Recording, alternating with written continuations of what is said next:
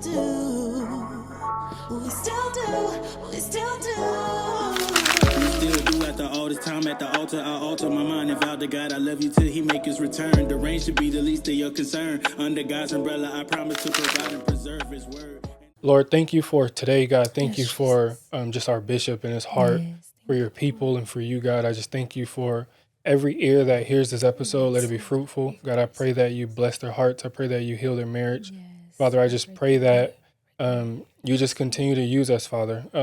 May you flow through our hearts and flow through our lips, Father, and let everything we say be in accordance to you and your word, God, and just give us the boldness to speak what you're declaring through us, Father, and the confidence to trust you. Lord, we thank you. Bless this time. Let it be fun. Let it be fruitful. And we give you all the praise. In Jesus' name. Amen. Ooh, I'm excited. Ooh. I'm excited. We have the Bishop Hitman Bishop Hoods on here. I'm excited. I'm excited. Yeah. What's going on, Thrivers? Welcome to another episode of We Still Do. We're your host. I'm Jermaine. I'm Lena. And whether you are decades in or newlyweds, We Still Do is for you. Yes, we believe that you can thrive after the altar. And when you say I do, that is just the beginning. So if you're new around here, make sure you like and subscribe. Hit the notification bell so you don't miss an episode. We do upload weekly on Thursdays. Yes. So, man, we want to get right into it. We have a special guest. Some of y'all want him. Most of y'all can't get him. Just kidding. But, man, we're so grateful to have the one and only Bishop Robert Hooks with us. Yes. Man, we can say so much about him. He's very monumental in us being together as a couple. Yes, he is. Back when I was wanting Lena and he said, no, Oh, we got to go there. We got to get out the anxiety. We got to get out all the shit. But no, man, he was monumental in just our journey. And so many of you that are listening to this episode have the same testimony of him just caring and pouring into your relationship, into you individually. And we're just super, super grateful. So he's also our spiritual father, and he's our bishop of our church. And I have been a member of Restoration for 20 years now. And then my husband. That's wild. I know, it's crazy. Yeah, 20 years this year. She's only 21 now. I know, and I'm only 21. Wow. Yes, so it has been 20 years, and I mean, who better to talk about love? Like, Bishop is known for his love. That's one thing that everyone says. The love is genuine, your care for people, your love for God. And so we wanted to have your biblical perspective on love and how it pertains to marriage. And so we're honored to have you here. I'm honored to be here. I really am. I look at you all and I'm amazed at what God has done with you all in such a short time. The babies, the house, the ministry, the iPod, or the podcast, should I say? Yeah. In the way that God has given you a heart for people. I mean, that doesn't happen overnight. It does happen when you yield. Yes. So somewhere you all had a yielding response to the call of God. God is honored. I'm very proud of you. Of course, I was proud of y'all before all this, but I'm still proud of you. Thank you. Thank you. So I love you all very much. I appreciate you. So, like my wife said, we want to talk about love, but I'm really fascinated about your perspective on just how the idea, the theology you have of love really shapes your relationship with your spouse. And so when we talk about this broad concept of love, where would you start in just even talking to someone about that? Well, first, I think the general place to start, the beginning needs to start with God. That's number one. Because if we just have our own idea of love, it can vary. Mm-hmm. God is solid, sound. His standard of love is higher, and it's pretty much immeasurable. Had Jesus not came to give us a worldview, a universal view of how deep the love of the Father is, we never would have known. It has to be something that is given. It has to be something that is that's revealed. And so his revealed love is where we start. There's a lot of people that they think that their concept of love, they give it a standard. And oftentimes when you get into marriage, it doesn't work because you can have a loveless love.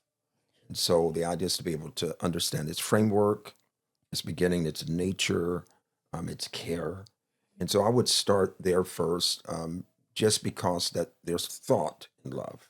There are those that think that love is thoughtless. It's more emotional than it is thoughtless. So there's no thinking, there's no thought, there's nothing other than what they feel for the moment. And I think that's why many marriages struggle, is because they're more emotional about their love than they're actually intellectual about it.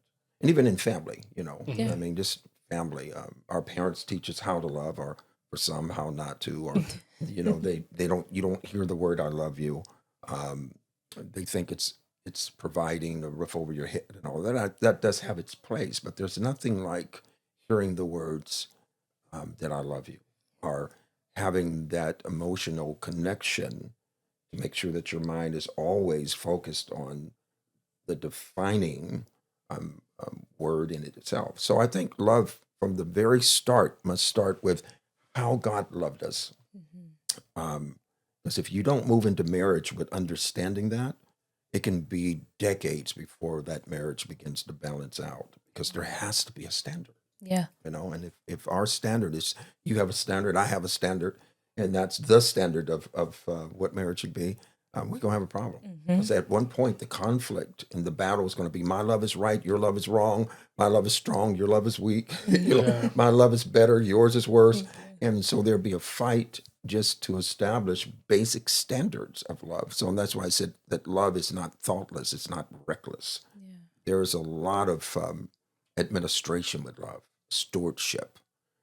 Love gives way to time, because love knows you're developing and you're growing. Who you are right now is not who you're going to be tomorrow. As a matter of fact, since we've been here just the last few minutes and what have you, we're still not the same. Everything about us changes. Everything about us changes. I mean, our bodies are changing constantly. And so God gives us the room to change without penalizing us. And those that try to penalize each other, I'm just saying, it could have a lot to do with the fact that they're not stewarding their love correctly for the spouse. But there's a lot of thought involved of it. I watch kids grow up, and there's so much conflict in the family and with just kids and with parents and children, and you kind of go like, where's that coming from? Why is that there? It's one thing to have a disagreement. Yeah. Disagreements are going to be part of it. I mean, Yes. it's just part of it. But love gives the room for it. Love says, you can hurt me and I'll be okay. You can disappoint me, but I'm cool. I know you. I know that you're loving me. I'm loving you. And we're trying our best to make sure that we have strong relationship. But for those that are thinking that love is thoughtless and, oh, he's so cute. Oh my God, I just love him. Oh my God. Oh my God. He opened the door for me and on and on. Yeah, but you don't talk about the part when he cusses you out when the door is closed. Yeah. And so there has to be something that governs us, that's greater than the anger and the frustration and what have you. So I think it needs to start with God. How did he love us? Why did he love us? I mean, what was his thought in loving us? There's a thought behind him rescuing us from us. Forget demons, devils, imps, and pimps, just to deliver us from us. Why would you love us so much that would be so intimate that you dwell not just with us, but in us, that you actually have made your abode inside of us? That's deep. 24, Yeah. I'm just saying, I don't know anybody want to be around folks 24 hours all the time. Yeah. But, because there's performance side of it, and we don't like to talk about the performance side. But if the performance is not if it's not motivated correctly, then it's just a show. Right. But when it's performed out of deep, deep love and respect, it works. Yeah. I think every family needs to know that there is a standard of love that can change the entire atmosphere of your house. You've been to those houses, right? Yes. Yeah. Where it's Yes. just like chaos. You kind of go like that. No, no. Oh yeah. They ain't got to say a word and you can feel it. You Oh can yeah. feel You it. can feel it. You can feel it. The tension is so great. So that's where I think God has helped me down through the years in loving people, is because he holds me to a higher standard than the world's love. It's like, hey, no, cool, not cool. Yeah. Like he holds you to a standard in prayer. You can't pray and be mean and hateful. And you can pray, but it's not very useful if you're not willing to yield to the one you're praying to, because it's never just about you're saying something to God. It's always about God saying something to you too. Yeah. It's a conversation. Yeah. You know, Yeah. so I think that's where anybody should start if they're going to talk about love and how great love is. What is the standard of your love? You know, some people's Yeah. standard really is like they get married and they want the guy to act like the father. They want Yep. the wife to act like your mama. You know, Mhm. kind of go like, dude, you didn't marry her so she can be a duplicate of your mama. You know, Yeah. I'm just saying, um, you have to love who she is, and it's the same either way. But we need to find what is the thoughtfulness. You love her for what? What are you willing? I ask couples oftentimes, in particular those that are at the brink of that they just want to give up. Mm. And then they decide, okay, no, we want to make it work. You've heard that before. Yeah. We want it to work, and I'm going like, how bad do you want it to work? Well, we're willing to come to counseling. Okay, but how serious are you when it comes to wanting it to work? What are you willing to do? What are you willing to pay? What are you willing to lay down? What are you willing to pick up? What are you willing to learn? What are you willing to unlearn? If you want it to work so bad, then everything has to come to the table, and we have to go like, yeah, I'm willing to do that. I will never call you that name again. I'm not going to address you like that again. I'm willing to do that. I don't care how frustrated I am. I'm going to do the 3-second thing. You have to be willing to change the method, Yes. right? Yeah. Yes.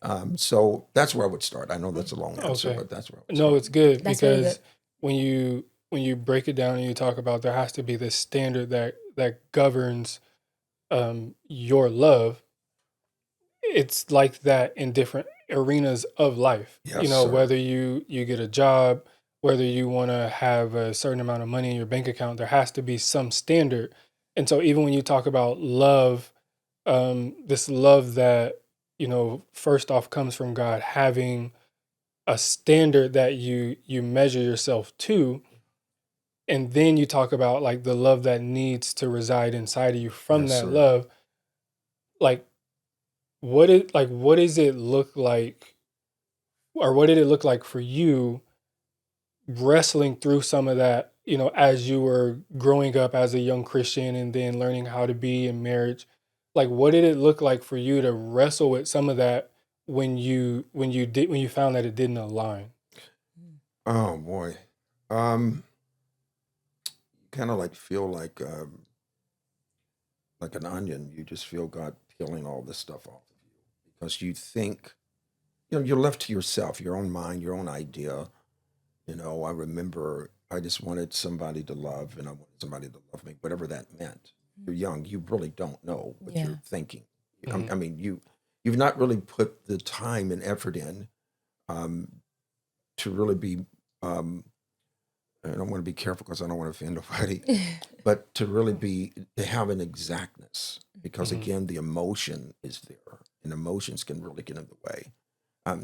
You'll know that as you got two beautiful babies. Yes. So you'll know that as they grow up. You'd be Mhm. like, you love her? Huh? What do you love about her?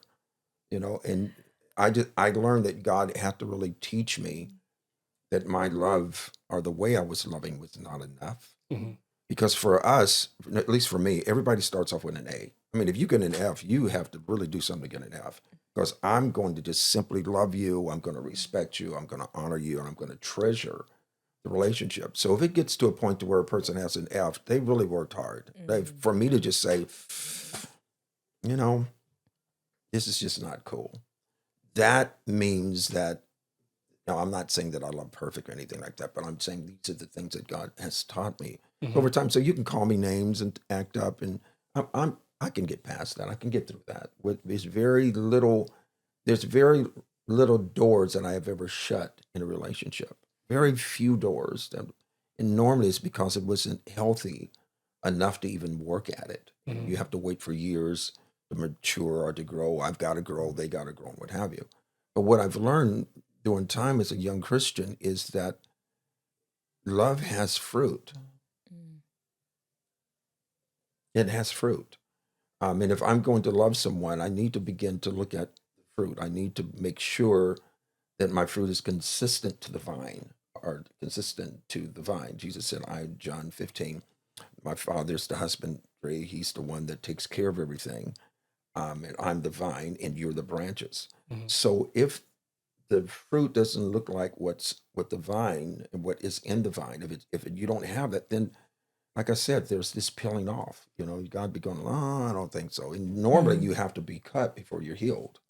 So he'll come in and start beginning to cut that stuff off and cut. But wait a minute, Lord, I just grew that. I know it ain't no good. You know, actually, it's hindering you from growing. So as a young Christian, I learned he put me in the midst of tough things. You know, I was in a place to where there was, KKK was around all the time, and so I was called the N word quite a bit, and it just didn't bother me. It's the normal stuff that would bother people. I was so filled with the love of God that I just felt a deep sympathy and empathy for them. Because they didn't know how hatred was turned, and God didn't want them to live that way. So little at a time, I began to realize that God really gave me a gift to just love people regardless. I mean, I rarely get angry, rarely get upset with people. It's just really rare for me. And when it does, when it does, God really deals with me because I have to be merciful. He showed me so much mercy. And so that moves on into the marriage. But I have to tell you, even with all that going on, when I got married, there was a whole lot of things that I had to learn about that love thing because you have expectations that are not realistic. And you realize that this person is totally separate from you, their upbringing, their culture, their concept, their definition. And you have to learn how to redefine. And if you're going to help, if you're going to be of an aid to your spouse, there is a humility that cannot be sacrificed. You must have a heart that is willing to love them where they are, period. Well, she makes me mad all the time. No, she ain't making you mad. You're just discovering that there was madness in you. And so all of that is really important to be honest. You have to be so honest with yourself that it's embarrassing. Kind of, honey, I really was stupid. I just feel dumb. And she looks at me and says, yeah, you really was stupid. No, that is so powerful because a lot of the things that I experience with couples is really the humility factor. The embarrassment is what keeps them from being humble in a sense, like really having this view of the other as more significant enough to say, like, I'm willing to set aside like my own interests to love you in a way. And ego. Yes, sir. And like when you thought about it, like it just made me think of like even situations where me and my wife, we got into it. Like it was I'm a man. You ain't gonna talk to me like that. Like I'm a grown man. Pride I don't care if you're older than me. I'm a grown man. And it just made me think like, man, like it's really hard for individuals to put aside that pride or ego if you don't have Christ dwelling within, especially as much as you think, because especially in Ephesians when Paul goes into chapter 5 and he's talking about like husbands do this, wives do that. Before that, he was talking about being filled with the Holy Spirit. And the way that you're able to do those is by creating space within your heart for the Holy Spirit to be able to speak to you and correct you in those moments. And if you don't, it makes like all of it just seems so insurmountable to conquer. And like just thinking about something like, it's almost like we get married and we feel we're supposed to wrestle our spouse, right, rather than maintaining. Like, because even in that, Paul talks about like maintaining the unity of the Spirit through the bond of peace. Like this is between like believers, your partner, your marriage, especially in Christian marriages, and you're supposed to, like, we don't wrestle against flesh and blood, but against the principalities. Like that's not your partner. Your job is to maintain the unity because through Christ, through the cross, through what he did, he created this bond that we have, but we get so overwhelmed with the emotional part of it. It's hard to focus on, we need to maintain what we have. Like you're not the enemy. You're not the person that I'm wrestling against. Right. And I have to realize that. But when we get so like overwhelmed with this thought of like you're the problem, you're the enemy, like we lose the fact that like no, maybe Christ is telling you like there is this embarrassment within your heart that you probably need to work on, because maybe it's not your spouse is the problem. It could just be that marriage is a mirror for you. Yes, sir. And That's a so great with putting that. marriage being a mirror, now it's not you, it's us. And now what does that look like in relationship to him? Yeah. And so when you said like just that embarrassment piece, I thought of like 10 couples that I'm working with. You have to be able to. I think, and this is my own, it could be wrong or whatever, but I think one of the first things that people need, if they're going to get married, if they're really serious about someone, the very first course that they should go through is a course of love. What it is, what it isn't, what it does. And I think that would help them a lot, because in that, the person will learn whether or not he's willing to lay his life down for his wife. And I'm not just about working and all that. All that has its benefits, right? But there's nothing more beneficial in a relationship than learning how to steward the administration of marriage. There's an administration of marriage that is often ignored because we feel so entitled to our spouse, and we don't give the proper administration to the marriage, the proper time view. We don't surrender the heart to understand as much as we need to, which always going to be conflicting with having the proper administration in the marriage itself. There is an administration. Jesus did not save us without administration. He didn't save us without stewardship. He did not save us without thought, thinking. That's why the scripture said in John 1, in the beginning was the Word, and the Word was with God, and the Word was God. In other words, God has thought this through. He's thought how to love you, that he's our welfare of everything, that he wants to make us rich and wealthy in our care. He doesn't love us without care. He doesn't love us without protection. He doesn't love us without provision. He doesn't love us without sacrifice. He doesn't love us not only without laying his life down, giving his son, and his son laying his life down, but his son rose on the third day. I mean, he doesn't love us without life. There are a lot of lifeless relationships. You have to ask the question, when did they become cheap and loving? Because you even have to wake up, because there's a lot of people wake up, they're bankrupt when they wake up because their arguments and their wrath has stripped them down and turned them bankrupt. You have to wake up with your pockets filled with forgiveness and peace. You have to be willing to spend yourself for your spouse. I think that's really a tough thing for us, in particular in our culture, where we're so, unfortunately, we feel like everything belongs to me. You owe that to me. I'm your husband. You better, you kind of like, hey, stupid, you're my husband, but you're supposed to lead me. Like where's the administration of your husbandry? The word husband, one of the words in the Latin deals with the fact that it is the house band. The man is the house band, house band. You're the one that keeps everything together. If I'm falling apart, help me. Don't degrade me. Don't talk to me like a dog. Help me. I never told you I would have it all together all the time. There's moments when I'm not, and I need you to hold me when I'm angry, when I'm upset, when I don't even understand myself. Because women, they forget that they are the greatest gift. Isn't it strange that when God made the woman, Adam comes to himself and go like, bone of my bone, flesh of my flesh. And then he gives her a name. The mother of life. Look at his faith.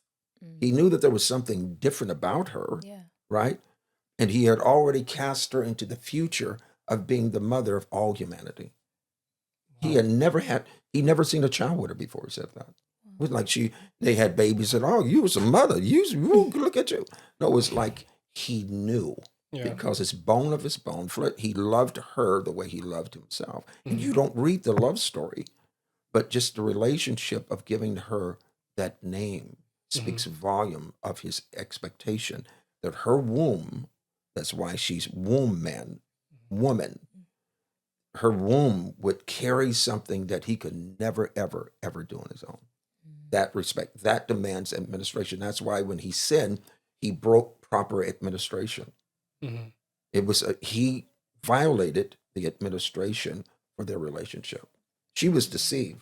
There's no doubt about that. The Bible is plain about that in Timothy. But he absolutely dropped the grace of administration for her, because he could have said to her, honey, that's wrong. Let's go to God right away. And stood when God looked for him, and He blamed her. he couldn't even be broken enough, because that's what sin does. Sin in a relationship won't allow you to be broken. When you miss God, you only hit you. You're the bullseye. And there's when pride and everything comes forward. And that's why a lot of relationships struggle, because they don't understand the administration. They don't understand the stewardship. We all have to learn it, right? Because it is learning. It's like, I'm saved now, I know exactly what to do. I'm married now, and I know exactly what to do. No, you have ideas, but the thoughts of marriage comes to you to give you proper administration that will give God glory in that union. So I hate the fact that we struggle so much, and I went through struggles and felt entitled, and the Lord has had to chasten me and deal with me, and break me and heal me and make me and break me again and heal me and make me and break me again and heal. He's had to really, really help my heart to have the proper administration, because without the administration, the frustration, irritation, all of that becomes a part of it. Unfortunately, you actually make room for it. You give it yourself as a resource for it to exist in your own marriage. You become the resource for the dysfunction. And the way to deal with it is to say, hey, listen, there is a higher love. There's a standard that is greater. And I need to know the administration of that love. And there's a lot of couples, as you know. I don't have to tell you, there's a lot of couples. They're great.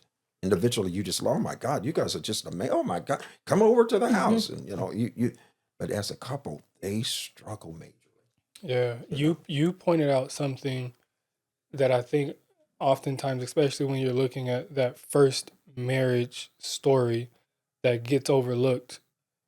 But after they ate of the fruit, you pointed out that they covered themselves in loincloths, but God covered them in garments. Yes. And so just thinking about this idea of like what love does when a sin has been committed. Yeah, man. Can you talk about that and the need to just understand that difference? Because for me, working with couples all the time, like my eyes are trained to look at how does this make sense? Like, yeah, it sounds crazy. Yeah, it's not something I would do or something I would even suggest in a healthy whatever, but how can I make it make sense? Oftentimes, what it looks like is when there is that knowing of the other in a vulnerable way, we don't protect the entire person, we protect the vulnerability. So when we talk about what healthy love does, what does that look like in a relationship to cover the spouse in garments rather than fig leaves? Well, first you need to expect the nakedness that they're enduring. I don't know. I don't know how we get to a place that we have no expectation of our spouses and their vulnerabilities and the things that they struggle with. I don't know where that came from. That our mind supersedes the reality, right? So when God saw Adam, it wasn't a matter of God pretending he ain't really naked. They're not really in shame. They'll be all right. He immediately addressed what kept them in shame. And the fig leaves, which I often talk about, that is the fig, F-I-G, is fear, ignorance, and guilt. They were ignorant about things, so they covered themselves with an ignorance. That's what the fig leaves stand for. The leaves, lust, envy, error, vindictiveness, and stubbornness, which is absolutely our trait. Those are the 9 things that is the trait of all humanity. I don't care where you are, who you are. And so they sowed these fig leaves that had meanings of fear. They had never known fear with God.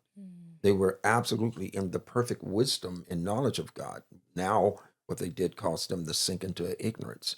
Then the guilt, really, we have to talk about that. The lust, do we have to talk about that? Or the envy, or do we have to talk about any of that? Or the arrogance, the vindictiveness in the air? I mean, there's so much that when we look at ourselves, that we need to know that God cared about us enough that he said, look, those leaves there are not going to help you. Let me help you. I know your shame. I understand your fear. I understand that what you thought was going to give you knowledge actually caused you to be ignorant. That's why we read in John, when Jesus on the cross, Father, forgive them. They're ignorant. They don't even know what they're doing.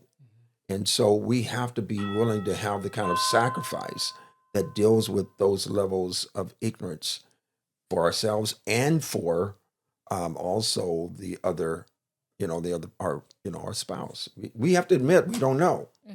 That's why I love when wives sit down and they're conveying deeply, deeply, deeply to their spouse. This is how I feel. And guys get really impatient. All right, you repeated it. All right. How many times you going to say that? Okay, what's going on? I heard you the first time. What they're not understanding that they just started putting the first brick to the wall. Wow. They have no idea that response. She wanted a response from you more than you becoming a dictionary to what she's experiencing. Just the proper response. And so over time, we begin to build these bricks, or this wall with all these bricks, and we don't think that she notices, but women are amazing. I mean, y'all be dealing with stuff. Leave it there. I forgot you. Y'all is one good thing. No, he good. But there's a grace on us, and God is so patient with us because we don't. You think you know your spouse, and forget that your spouse is constantly changing. Yeah. And you need to be even the Bible tells you, dwell with your wife with understanding.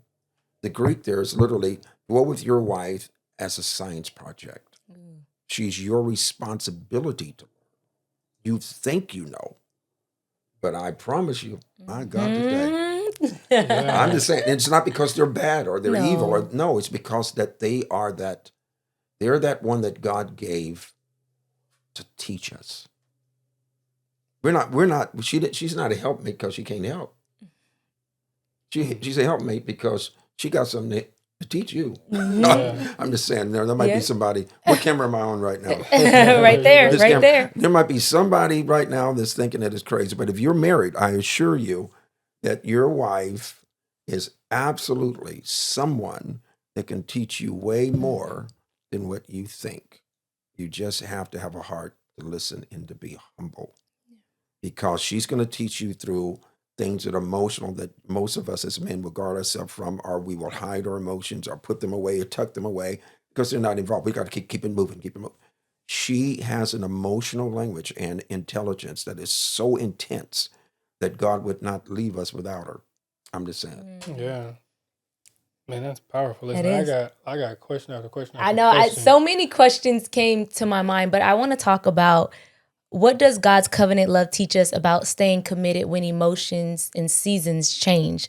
Because we talk about the standard of love when we talk about God being love, and our love, I know you often say is fickle, and it is. And I feel like sometimes we don't give room, as you were saying, the complexity of a woman, the change, the evolving that happens as we are growing in marriage, right? If you marry someone, I've been married to him for 8 years and he's been at least 3 different men already.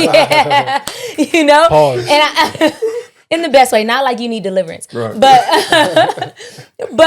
it's a good thing. If he was the same man from 8 years ago, Right. then we would be having a different conversation. Yeah, sure. Because if there's no movement, then something's dying. And I feel like because love is sacrificial, right? And to love the church like Christ loved, there has to be a dying. And so many times there's this unwillingness and unwavering to die to that pride or that ego or whatever it is. So with God's love being the standard of covenant love, then how does that help us to walk in forgiveness and in the different seasons with emotional change, women having kids, seasons Right, change, sure. someone dies, grief, losing a job? Like, what does it look like? How many Christians do you know that have a hard time enjoying their salvation? They're always condemned about something, bothered with something. Yeah. I blew it. I didn't fast. Yep. I didn't pray. Oh my God, I don't feel saved. Too many. Yeah. Right? Yeah. People, they don't have fun in their change. Mm. They don't know how to enjoy their change. You know, they don't have the sense that it's supposed to be enjoyable. Yeah. You know, and Jesus said, "Now I'm going to give you some peace. It is not the way the world gives you, because you can have a false peace. You can have a peace that's not really a peace from God. Not all peace comes from Him, and there's a joy as well. That your joy would be full. So He has in His thinking and His thought, regardless of where we are, He still wants us to have full joy. But people leak joy Mm. like a flat tire leaks air. It just they have perhaps a self-centeredness that's hurtful to them. They don't know how to enjoy change in a marriage. It's like they want it to be a frame. It's like it's a snapshot. You're supposed to look like this the rest of your life, act like this and respond to me the rest of your life just like that. And God is going like, I'm the only one that don't change. Yes. You're changing constantly. And I think that's one of the misconceptions, is that we don't respect the fact that we're constantly changing. We are constantly changing. I promise you. You're not the same person you was when y'all woke up this morning.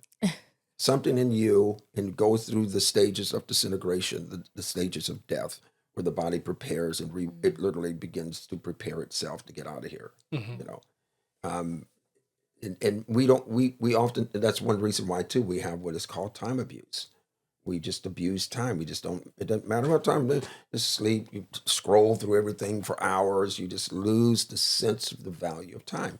I think that happens with marriage. I think we oftentimes, not only are we challenged, but sometimes we're stuck and don't know how to respect the time machine to where we can enjoy each other's change. I mean, like, enjoy. I was in a place where my son was becoming a police officer and went through the school and whatever. And so at the graduation, there's a lady that stands and her husband, unfortunately, was killed in the line of duty.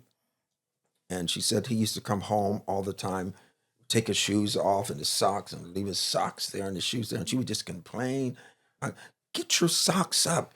But, and then he'd fall asleep, wake up, And then she said, I wish that his socks was by that same chair. Wow. She began to realize, looking wild. back, all of those times that I was frustrated was not at all worth the frustration. I think we have to give respect to the fact that we're changing and learn how to enjoy each other. Yeah. Learn how to be able to go like, girl, I don't want you to get upset with me, but I'm just saying, you can outrun me now. You have to find things to laugh about. I think laughter in a relationship is so healthy. We just was talking about that in so bed the healthy. other night. We were talking about, like, with our kids, like, we've had to learn to laugh to keep from crying. You either gonna cry about it or you gonna laugh. We'll just look at each other like, I cannot believe this right now. Like, I remember sitting on the couch in the living room, and literally, like, Jalen is just like screaming her little heart out, Her little pretty and self. she's right here in her mom's ear, and like I literally just see her mom just like dissociate, like she's not even there, like, and then she just lock eyes with me, and we just start crying, laughing, and it was just so funny. This is But it's crazy. like this is the joy of parenting. Like, you get to see this little kid go through all these different stages, and it was a reminder for us just how, like, co-regulating it can be when you have somebody there Yes. to laugh with. Absolutely. Like, we're laughing at something that really would destroy a relationship if it happens over and over and over again. And so, like, it's just a reminder, like, no, like, we are going to die, but like, how do you want the dash in between your start and end date? Like, how do you want to remember that? Like, when I read psychology books, and like I read research articles and all that, and one of them talked about they did interviews with couples, not couples but individuals who were like on their deathbed, and just they asked the question about, like, when you look back on your life, like, what's one of the things that you would have changed, or one of the things you felt you did good? And the most meaningful answers over 60 to 70% of them were like, I wished I would have cherished the relationships better. I wish I would have Yes, sir. prioritized like my relationship with my spouse or my kids, because when I look back, it's like it's all that matters. Like I might have money, like I might like have a bunch of successful businesses, like I probably have traveled the world. But when I look back at those relationships, what's most important, like I wish I would have had more, did more with that. Yeah, there's a lot of things that are happening in light of in our day, where that there's so many, and it's just it saddens my heart to say this, but there's so many people that don't know what it looks like to really grow. Mm. They think that growth is managing something, and that's unfortunate. And so they don't understand that they allow the past to constantly hijack their future, Mhm. and to master them as opposed to growing through it so that they can value the relationships that they're involved in. To value a relationship is pretty intense because all we have at the end of the day, memories. That's so true. And you can't go to Bank of America and get that. Now you might go to Bank of America and get a diamond that was in that in that deposit box where they got it, and get some money and gets a bunch of literature on land or whatever the case is and deeds. That's okay. But if you have the land and there's no memory on the land, it's like having nothing. Yeah. So the idea is learning that the most important and most valuable thing in life is life. And it's those that God puts in your life. Like I know people that have passed, and I've preached or officiated probably over 300 funerals, and that's throughout the country. And I've never seen a house in the casket or a car. It's a person. And some of the hardest things to deal with are people that are bent over in the casket saying how much they love this person, but their pride didn't allow them to say it. The person was alive. Yeah. And so marriage, I think, is the perfect setting to learn how to say I'm sorry. As a matter of fact, that's why you got married. You got married to learn how to say I'm sorry. You thought you knew how to say it. But when You it's thought funny- you got married to be happy. Right. Yeah, oh yeah, Oh, no. no. No. I'm Oh, sorry, no. I forgive you. No, listen, I assure you, happiness would be a cheap expression when it defines what marriage is. Marriage is not so you can be happy. That's so misunderstood. That's unfortunate. Marriage is for you. First of all, marriage is something that is holy. That's first. Second of all, marriage is something that God gives you the proper exercise so you can be healthy in it. Healthy relationships are valuable. They're so valuable. And I used to hear people say, well, people come and I'm not going to let them disturb my peace. I'm going like, what kind of peace do you have? If somebody can say two words to you and your peace collapse, like, what kind of piece of peace do you have? You need to sell that piece. Yeah. Because there should be a peace in the relationship that is strong enough and also welcomes conflict. Because if you're conflicted and I love you enough to put a roof over your head and do all of the stuff that men talk about. I don't know. What do you mean I don't love? I provide. Whoa. You never talk about the foundation of a home. Yeah. You talk about the carpet. You talk about the walls. Oh, it's so pretty. But nobody pulls up the carpet and say, that is such a cool piece of cement. Nobody talks about that. Men are to be that cement. That's really where the foundation, right? And if you don't have that foundation right in marriage, if you don't get the understanding right, if you don't get it, that you're not going to be appreciated for every little thing, at least you're not going to feel that way. That's okay. You got married to be the foundation. You didn't get married to be applaud and, oh, she makes me so happy. I'm so happy. Oh my God, she's such a, you're the foundation. This is where the building starts. And then what is so cool is that God begins to help us determine and to decide to love, because love is a choice. Yeah. So you start loving every little thing. One guy told me,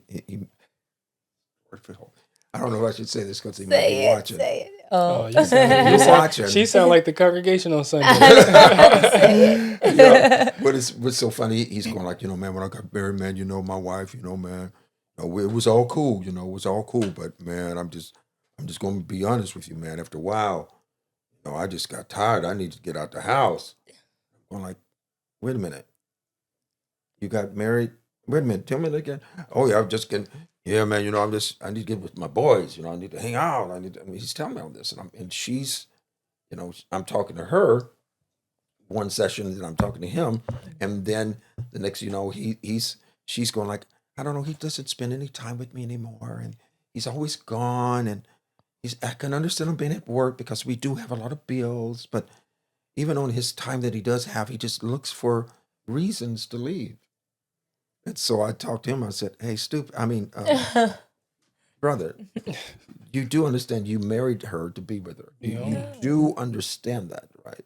Yeah, I said, okay, I get it. I get it. You stop cultivating. You have no motivation to cultivate your marriage. Wow. You just want it to grow fruit, but it's not doing that, is it? Well, not really. I said, but it is growing weeds. Yeah, I said, that's because you're not cultivating.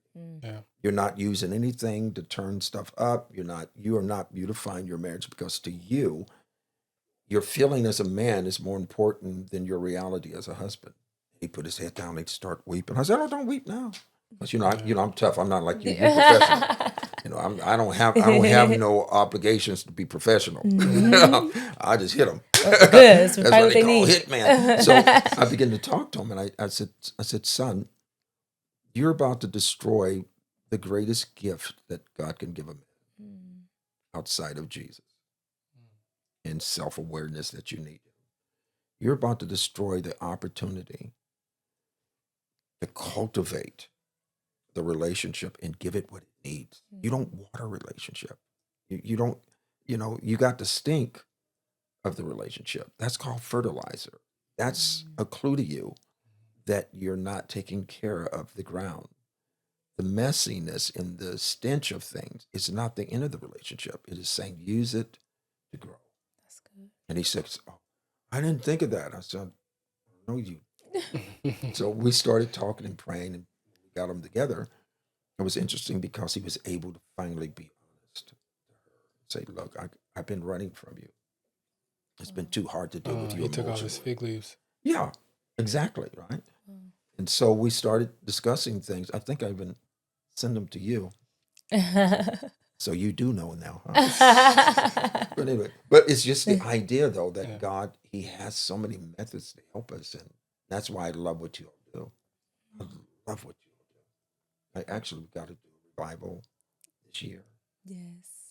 We ready. We ready. We ready. Yes. It's going to be amazing. And I love your questions as well as a wife and as a woman and as a mother because you go deep with your questions. Of course, he responds.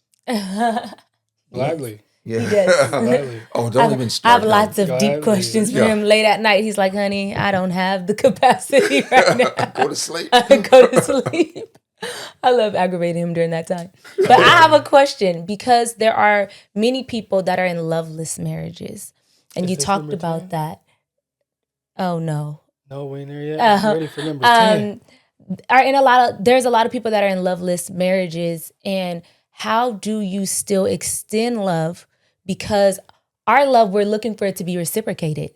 How do you love when you're not receiving or getting love back with your spouse? You're in a marriage where you're not even called to love like Christ, especially when you talk about Adam blaming Eve instead of taking his rightful place in terms of leadership, because God spoke to him, so he knew. Eve was deceived. So how, or any advice you would give or share if you're in a loveless marriage, how can you kind of endure? I feel like that's a form of suffering for some women. It really is. If you're in a marriage, and I've seen this really often where there's a woman that has been converted to the Lord, but the husband is not. And so now you get to be the love, right? To convert your husband. But if you're not receiving love It's tough. and you're in a loveless marriage, what do you do? Oh my, that's quite a question, but it's also quite a reality in many relationships.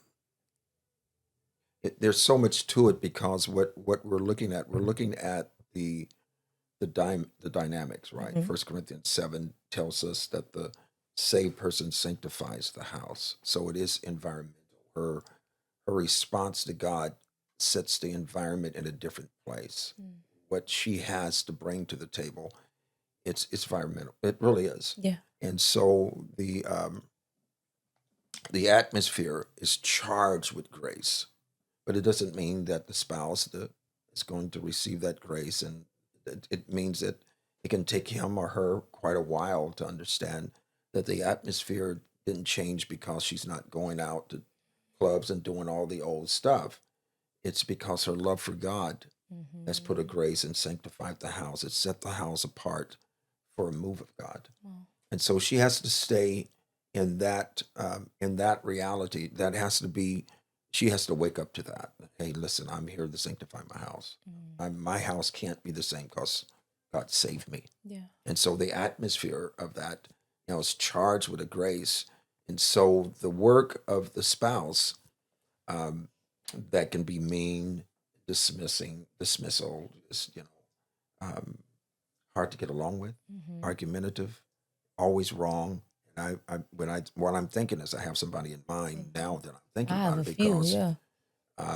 she was an amazing believer.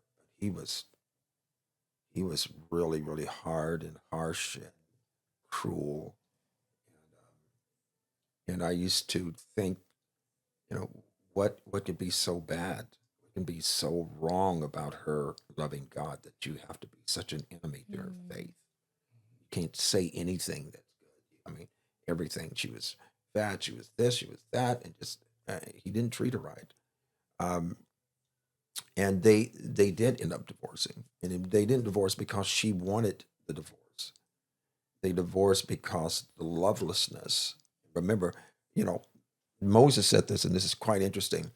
Moses said, "It wasn't the will of God for you all to divorce, but because of the hardness of your heart." And that's what lovelessness does. It hardens the heart to where nothing can get through. You can't even massage it. I mean, it doesn't matter what you do, what dinner you fix. It doesn't matter. You can change. You can go down to Victoria's Secret. You can do whatever you want to do, but still the hardness is so intense that it takes a real hard fall for the person to know. Jesus said, if you fall on the rock, you'll be broken. If the rock falls on you, it'll grind you into powder. So the saving reality that if we fall on the rock and be broken, so God can deal with the heart. But many men, their hearts are so hardened, they can't give out what they don't have. And so we hope that the Spirit of God will come in and pray that the Spirit of God. And I've seen that by the thousands. God comes in and changes everything because there's one Yeah. in the house, just one. But when it's loveless and you have to deal with it, you're on the part that you're not receiving. You're there to where it's not reciprocated. Um, that's very difficult. There will be a lot of tears. There's going to be a lot of confusion at times because you're really walking it alone. But you said it earlier that you can tolerate it and it can be really miserable. But again, as believers, we believe that God gives us that grace to do that. Um, And it's also that standard of love that we talked about earlier. that's standard. Standard of love. That's Yeah. what I mean. God looked at Israel and said, "Listen, I'm gonna divorce y'all. Y'all crazy." I mean, this is God. I mean, so it tells you that God has mercy, but mercy has a purpose. And when that purpose runs out, mercy says bye. That's the scary part about it because very God gives you the purpose and gives you the mercy to live out this purpose, but your heart is so hardened, you don't want it. And that becomes a big deal. So I think if a person is dealing with, are they in a loveless relationship or what they consider as a love? Because a lot of times it's not that it is totally loveless. It's unfortunately, I don't want to make it sound like it's impossible, but unfortunately the person doesn't even have the capacity to give out what's really in their heart about them. So that's why after a divorce or something that's going on, the person, I didn't realize how much I love them. Their heart is hardened. They have lost the capacity to show that. And as soon as they see the woman or the man with somebody else that's moving on, all of a sudden they're going through now. They drink and they toe up because somewhere in the relationship, they did not give the right exercise to the heart. That's good. The heart has to be exercised. So, with that being said, just one more question before we get out of here. But my wife, she came up with this question. Sorry, I'm gonna ask it. But it's a I'm like, really I good. can't. No, I'm just kidding. Go ahead. But it's a really good question though, because when you think about just all the things that you could go through in marriage, we know like everybody's relationship is different. But when you think about having this standard of love, this governing force of love, it doesn't necessarily matter what all you're going through or what you're experiencing. If you have this governing love, then that'll guide you. So when you think about um, just different relationships, like you said, you've counseled many, you've sat with many, you've seen different problems, different personalities. What's one biblical truth about love that would change the trajectory of of their life? If you can just give one, if we can take like, hey, like this week, this need to be in your spirit. Meditate on it. Pray over it. Okay. Let it dwell in your heart. It'll be the famous verse that we all know and love very much. God so loved the world that he gave his son, whosoever should not perish. Perishing has to do with a lack of response. That what qualifies perishing is, he said, God so loved the world, he gave his only begotten son. Whosoever believeth on him, believe demands action, is an action word. But unfortunately, and I'm just saying, unfortunately, this love is not accessible without belief. It's there, but until you believe this love is really love, and it's not in its form. The thing about God's love is that it's foreign. It's not something that's on the shelf in stores. You know, it's not seen. You can't see it. It's not something that you can put on a scale and weigh it. You can't put it in a test tube. I mean, it's a love that demands faith. And when a person understands that the love that God gives demands faith and not just an acknowledgement, because there's people that will acknowledge the problem, but there's no action toward the situation. They will not do anything. That's who I am, and that's what my daddy was that way, my grandpa. Then you're going like, dude, you don't understand that your lack of action just is in reverse. You're backing yourself out of the relationship because you're not believing that there's a love that is so great that can govern who you are, where you are, regardless of what the situation is, and turn your life, your marriage, your relationships completely around. But there has to be something that activates the heart. And that's why salvation is so precious, is because God's not going to force you to be saved. He's not going to force you to stay married. He ain't going, you going to stay married, you are, give me your arms, I'm going to put a handcuff. No, he's not going to do that. That first of all, it would violate free will. And he gave everybody the reason, although our free will is pretty corrupted, but he gave everybody the capacity to choose to love, not to love. It is a choice. Jesus didn't come down here and die for us because it was a vacation. This was not a tour for him.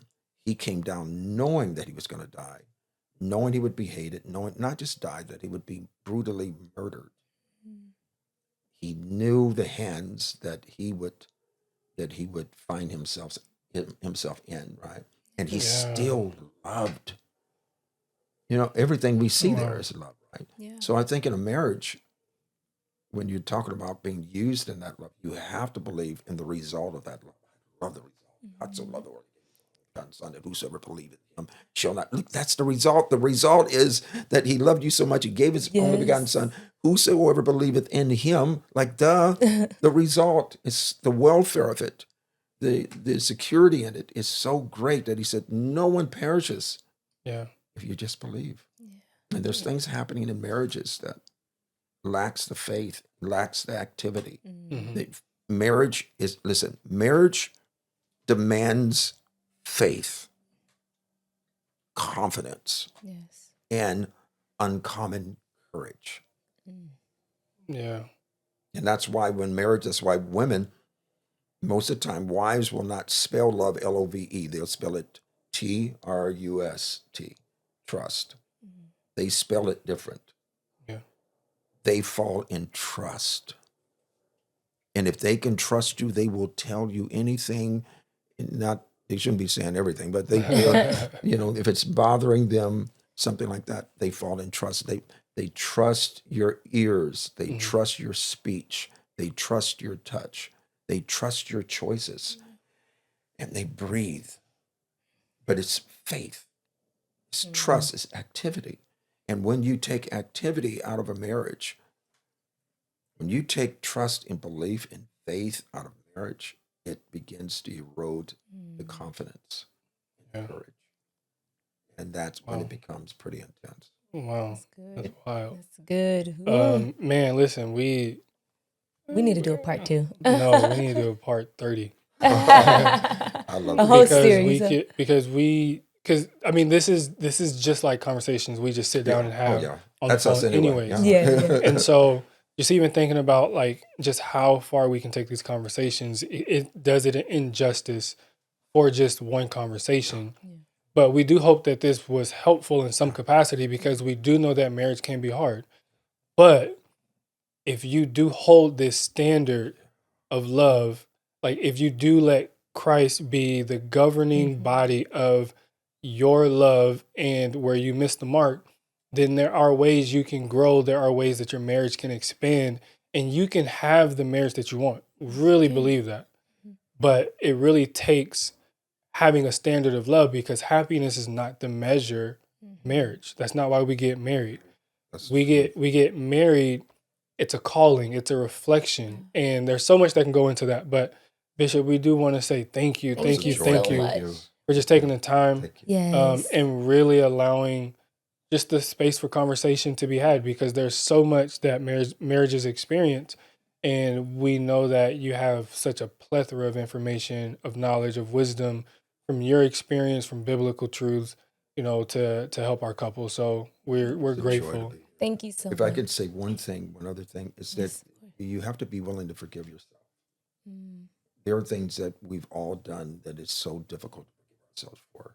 We have to be willing not just to receive forgiveness from God, but to forgive ourselves so that we can move without that weight, trust God, of course, and then trust the result that God has because he has a hope for us. He is our hope. Yes, Right. he is. So anyway, but please forgive yourself and allow God to heal all of these fragmentations. And he specializes. There's no greater healer ever. Yes. So Yes. anyway, I just wanted to add No, that's that. good. No, that's good. It's gonna So bless them. we have a marriage emotion that we do. I'll actually let my wife explain it. So She at the wanna end do of that. every episode, we do a marriage emotion. And basically, these are just simple, practical things they can do over the next week before our next episode. Conversations, prayer, questions, something they can do with their spouse that will move their marriage forward. And I feel like if you are tuning in and you are watching these marriage emotions and you actually put some belief, faith, action behind them, then you will see your marriage moving forward and growing, right? Yes, And so absolutely. we like to give them something that they can do. So we would be honored if you would share anything based on the topic of love, something that they can do this week, pray, even meditating on the scripture you shared was really, really great, but something that would move their marriage forward this week.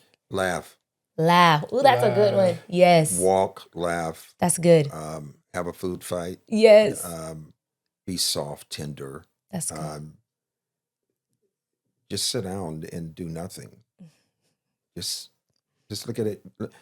Everybody would laugh if they just looked at each other in the face. You're gonna find some laughing, but you have to find really important moments to laugh and stop being angry. Stop blaming. Just laugh, have fun. Have fun. Yeah, I mean, listen. If salvation wasn't fun and if it wasn't joyful, Yes. it would be miserable. Yeah. You know what I'm saying? So Yeah. it's just like you gotta have. And if you have children, get a babysitter. Yes. Yeah. Amen. And spend Get an a hour or babysitter. so just doing nothing, walking, or take them on the walk with you, but do something to remind yourself how valuable you both are. That's good. I love it. Yeah. That's So good. there you have it. There you have it. Listen, the hardest thing you'll hear from Hitman Hooks today himself, laugh. Laugh. Laugh. That's good. But no, Bishop, we definitely appreciate you. love Yes. We love you. And there you have it. That's the end of our episode. Make sure you share. You share this with a couple that you know that can Yes. need it, who has maybe a misunderstanding of what love is, or is going through a difficult time where they need a shift perspective in the way that they're showing up with loving their I spouse. like that shift. Yeah. Yeah. So, you know, we're looking forward to a part 2, you know, Yes, we sometime are. this year. Uh-huh. Be honest. But until next time, peace. Forever and always, gonna love you and always.